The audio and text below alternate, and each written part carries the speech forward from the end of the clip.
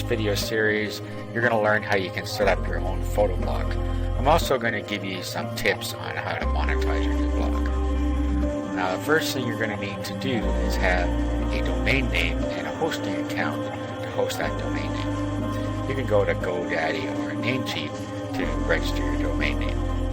So what you do here is very simply just search for a domain name that fits with what your photo blog is going to be about. So just name it whatever you want here. You can either use it like a niche blog where you give it a name of a niche, or you can just use it as a personal blog and call it something catchy the way you want it.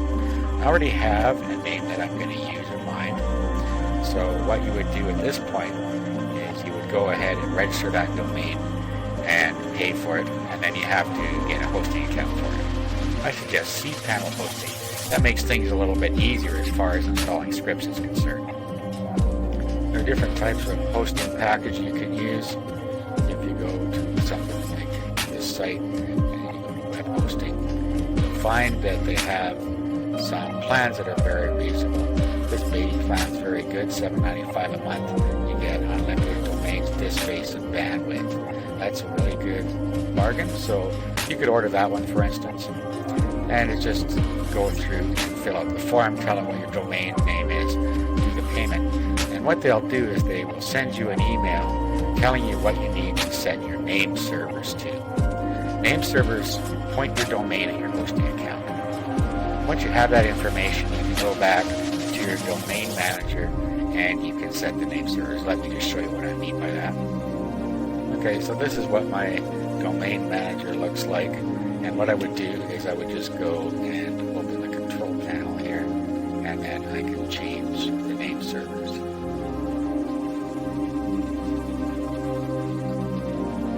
Okay, then go into name servers. Okay, and then what you want to do is put in your name servers, put in I host my domains with another provider down here, and then put the name servers in these boxes that you were given by the hosting provider. Click OK, and then what will happen is they will get set up. Things will propagate. If this is a brand new domain registration, that usually happens pretty fast, just within a few minutes. If you've had the domain for a while, it could take up to 24 hours for your hosting account and your domain names to get all together. Okay, so now we have our domain and our hosting account set up. What we're going to do now is we're going to install our scripts.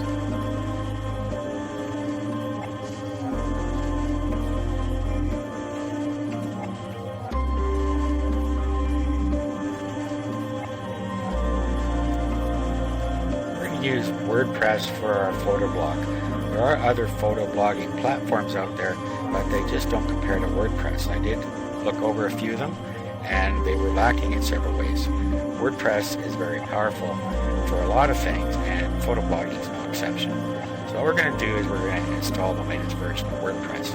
Just go to wordpress.org, and then what you want to do is download the most current version. So click there, which is download, and download the zip version over here, and save it to your desktop or somewhere on your computer where you can easily get at it.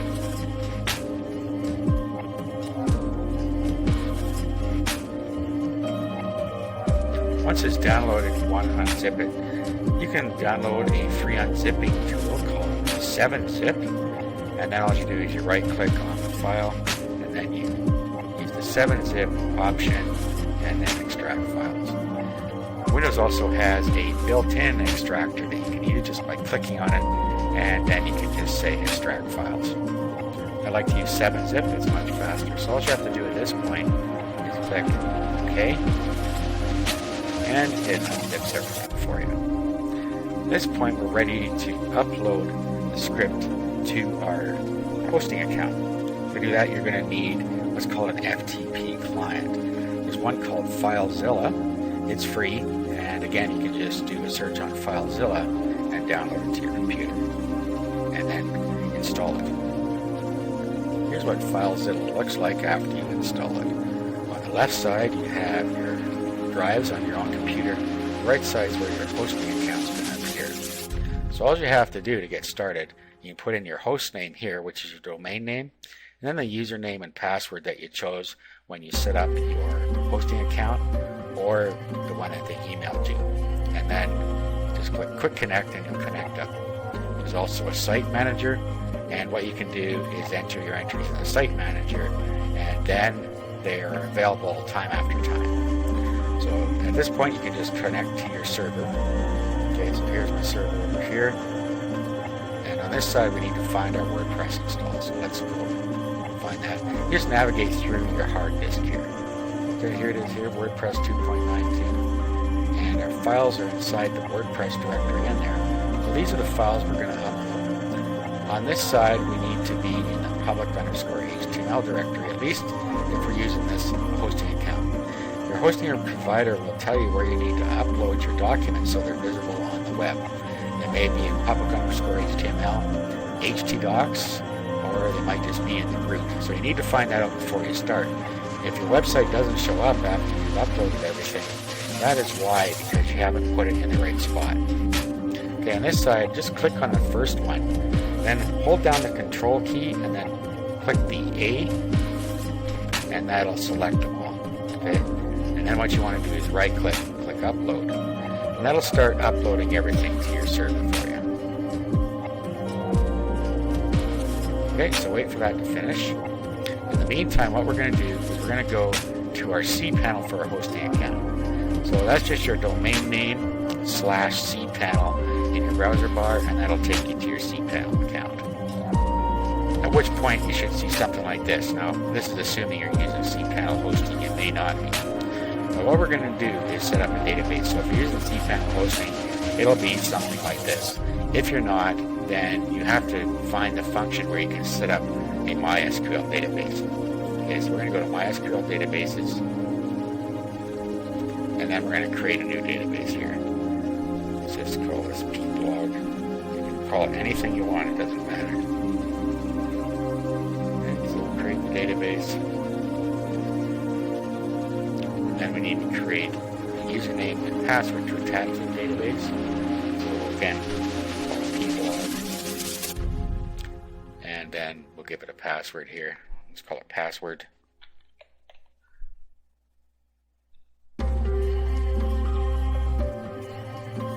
Type it again. Okay, it's just a weak password, obviously. Don't use password. Think of something more creative. You can also have it generated for you here. It'll generate a secure password. At this point, click Create User. Okay, and it's created user pblog with the password. Okay, so our database is all set up and we're ready to install WordPress at this point. Actually, there's one more thing we need to do. We need to attach the user to the database.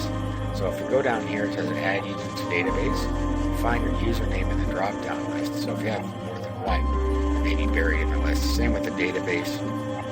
Find the one that you want to attach to it. Click Add. And that attaches them together. Make sure you click all privileges. Okay, now you have a user that can access all the database and use all the functions within. Let's check how our uploads go on here. A few left yet. Okay, so at this point everything's been uploaded. Now what we want to do is we want to open up a new browser window and then just go to where our site's located. So the domain name I'm using is called rb-boondocking.info. So I'm just going to key that in up here. Let's just go here and key that into the browser bar at the top. Okay, and the first thing it tells us is there doesn't seem to be a configuration file. Okay, so what we need to do is just tell it to create. Okay, and then it tells us that we need database name, database username, password, our host, and so on. Okay, so let's go. Let's go.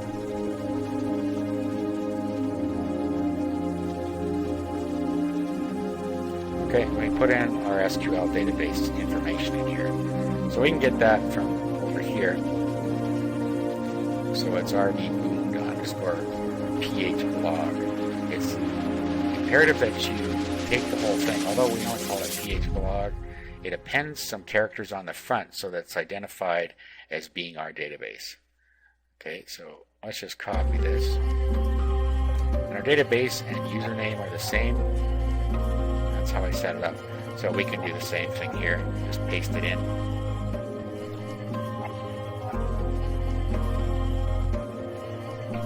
Okay, password is password. Database host, localhost, that's usually going to be correct. If it's not, your hosting provider will be able to tell you what it is. Now down here we have our table prefix. You don't need to change this. If you are going to install multiple instances of WordPress in one database, then you're going to need to change this for every subsequent install. We have unlimited number of databases that we can use with this hosting account, so we never have to worry about that. But if you get an account, a hosting account with only one database, then this is how you can install multiple instances in one database. Okay, let's submit here.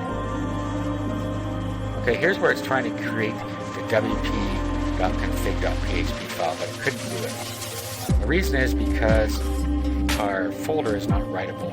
If we go back to our FTP program, and here's public_HTML where our files are located. Right click on that, go to File Attributes, and change it from 750 to 777. Now let's just hit the back button here, and then click Submit. Okay, now we'll be able to create the config file.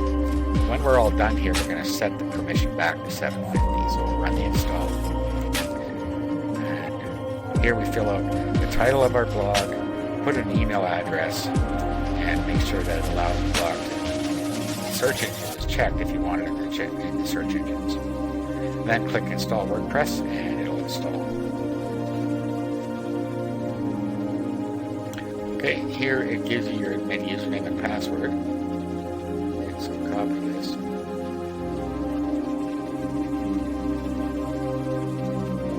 And click Login. Now I should have also emailed that password to you. Okay, so we'll type it in. Our password here. Log in. Okay, we've logged in for the first time. Let's go to my profile page, like it's saying, warning us up here, and let's change our password.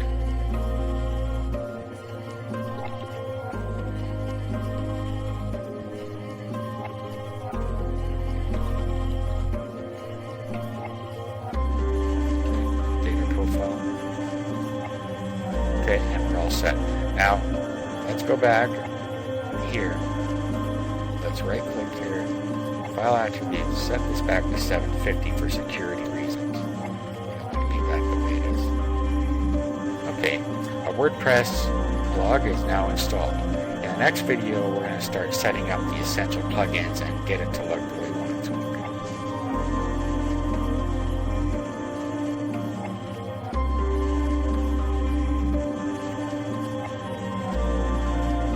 Now we're going to install what I call essential plugins.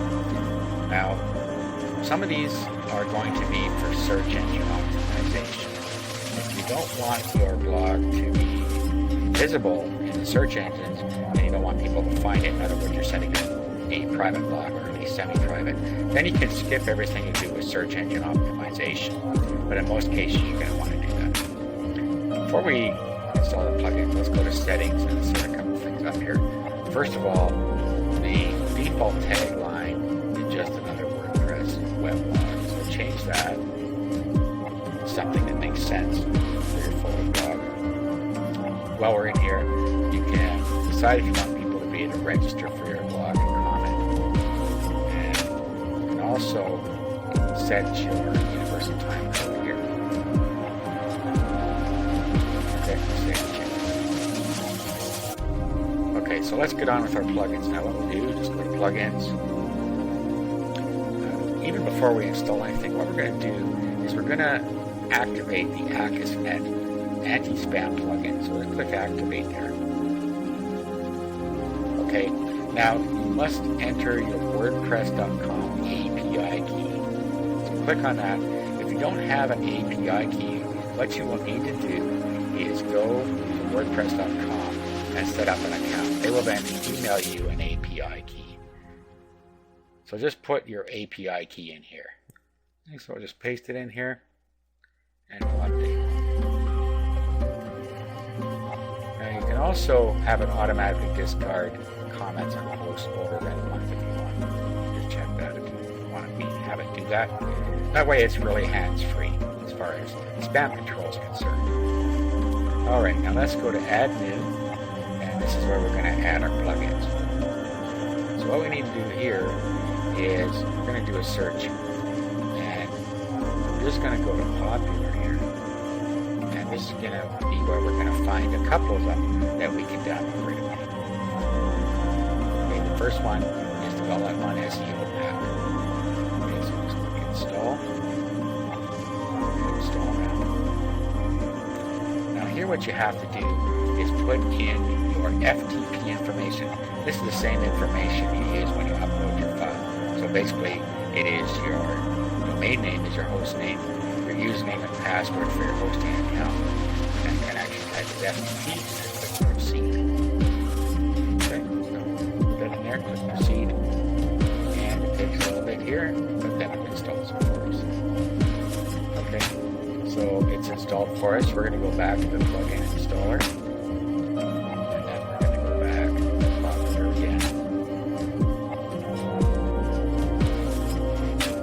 This time, we're going to install Google XML sitemap. It's also helped us in our search engine rankings. So we do the same procedure here.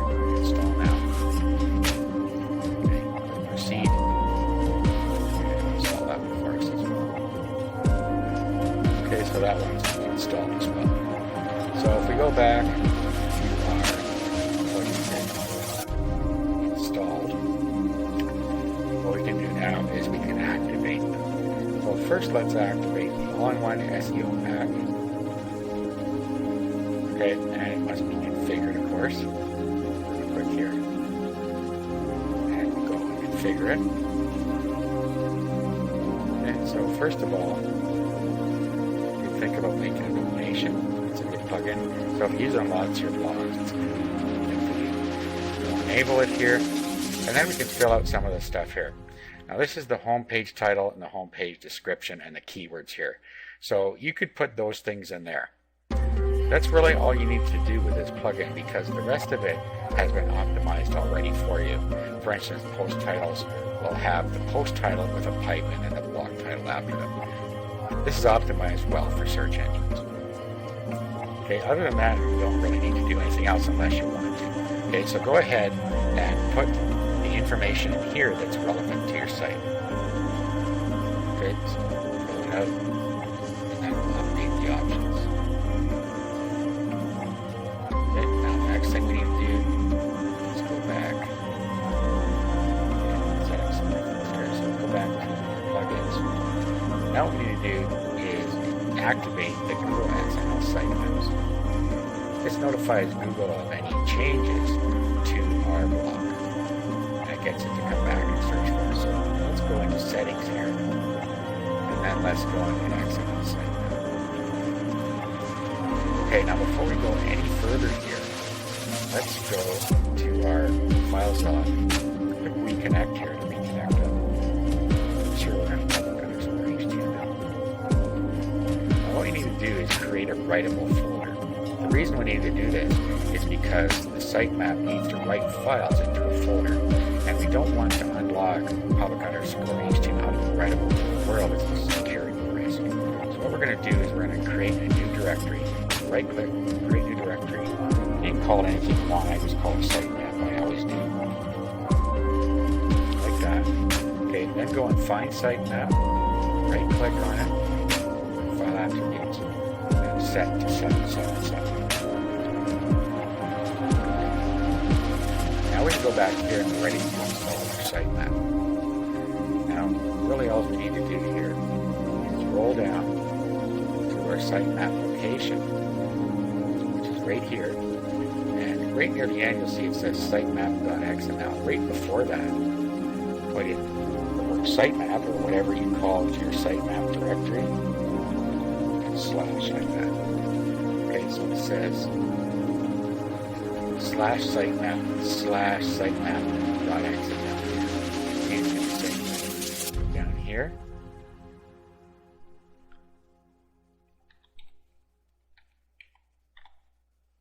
Make sure I have the syntax right there. Okay, and really that's all we need to do here. Now you can change any of these other things if you want. For instance, how often it's going to go and look for changes. I always just leave it the way it is. It works just fine. Update my options. Now at this point, we haven't built a sitemap file yet. And we're not going to, because right now all we have in this blog are junk posts. If we go and look here. Okay, this is what our blog looks like. We don't really want to ping Google at this point because we got nothing to show. Okay, let's go back here. Okay, now what we're going to do is we're going to continue with the search engine optimization, since that's what we did here before we go and install the photo blogging plugin. So what you want to do is you want to go to permalinks. Now remember, this is only if you want to search engine optimize your blog so that it's easy to find in the search engine. It's private. You can skip plugins that I just showed you, and you can skip this step as well. What we're going to do here is go to custom structure, and then you're going to put in the following tag here. So what that's going to do is, instead of your link looking like this with a question mark, P equals, and the post number, you will have the post category and the post name in the URL. Okay, before we click Save Changes, let's go back to FileZilla once more. Let's go to the root directory. And then again, let's make public HTML writable. The reason we're doing this is it makes it easier to have the permalink code put in for us. Otherwise, we've got to do it manually. So just make this one change here. Let's go back and save changes. Okay, when we come back in here, everything's set up. Now, if we didn't do that step, we would see some code in a box in here that we would have to put in manually into our .htaccess file. Okay, so let's go back here now, and let's set the permission back. Wait, let's set the 50.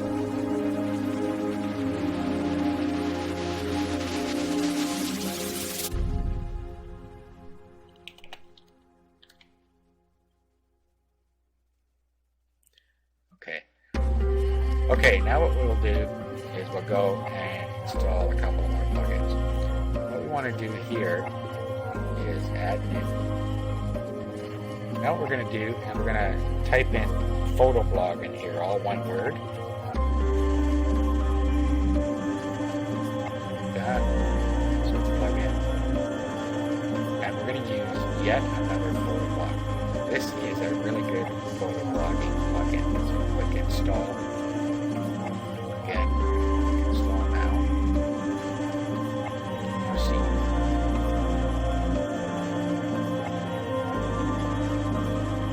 Got an error here. If that happens to you, just go back and do it again. I'm just going to do it again.